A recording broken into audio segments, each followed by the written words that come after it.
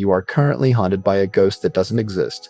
Every time you reach for your phone to check their profile, every time you replay a conversation in your head until the words lose their meaning, and every time you ask yourself, do they miss me? You are feeding a phantom. You aren't just sad about a lost connection. You are experiencing a neurological feedback loop, a form of cognitive withdrawal that has hijacked your ability to move forward. Today we are going to break that loop.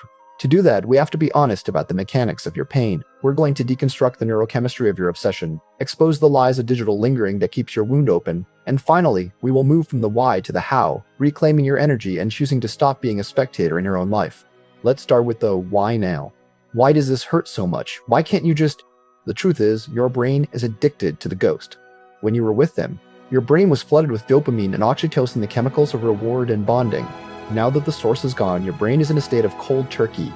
Every time you wonder if they miss you, you are seeking a hit of dopamine to soothe the ache of the severed connection. It's a survival mechanism that has become a cage.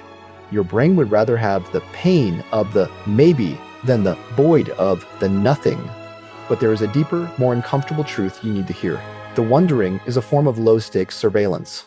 You tell yourself you want them back, but what you actually want is proof that you matter. The question, do they miss me, is actually a disguised question. Am I lovable enough to be remembered?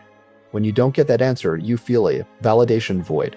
You are looking for your reflection in eyes that no longer want to see you. And because you can't find that reflection, you keep looking harder, circling the drain of their life, hoping for a crumb of recognition that will tell you that you still exist. This is what psychologists call the resistance trap. Based on Jungian principles, the more you try to force a thought away, the more you signal to your brain that the thought is dangerous. By suppressing the wondering, you are inadvertently prioritizing it. Your brain thinks, oh, they're trying not to think about that person. That must mean that person is incredibly important. I'll make sure to bring that thought to the front of their mind every 5 seconds. You are trapped in a cycle of analyze, replay, wonder, check, feel worse. To break it, we have to look at the mirror effect. This is one of the most agonizing parts of the missing loop. While you are paralyzed by the fear of being the first to reach out, there is a high statistical probability that they are doing the exact same thing. This is the standoff of silence. Both of you are trapped in a mutual state of agonizing limbo, paralyzed by the fear of vulnerability. But here is the twist. Even if they are wondering about you, it doesn't change the reality of the present. If they are wondering but not acting, they are choosing the safety of the ghost over the effort of the real.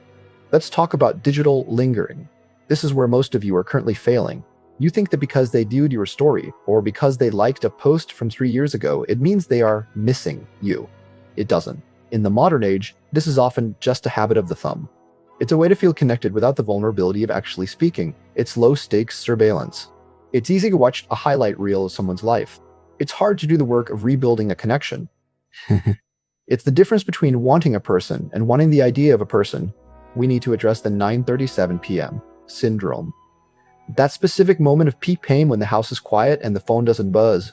This is the ghost in the machine. This is when your prefrontal cortex, the logical part of your brain, gets tired and your limbic system takes over. The limbic system wants the old comfort. It wants the dopamine hit of their name on your screen. It doesn't care that the relationship was toxic. It doesn't care that it ended for a reason. It only knows that it wants the drug. The no contact rule is often debated. Some see it as a power move to win the breakup. Others see it as a necessary boundary.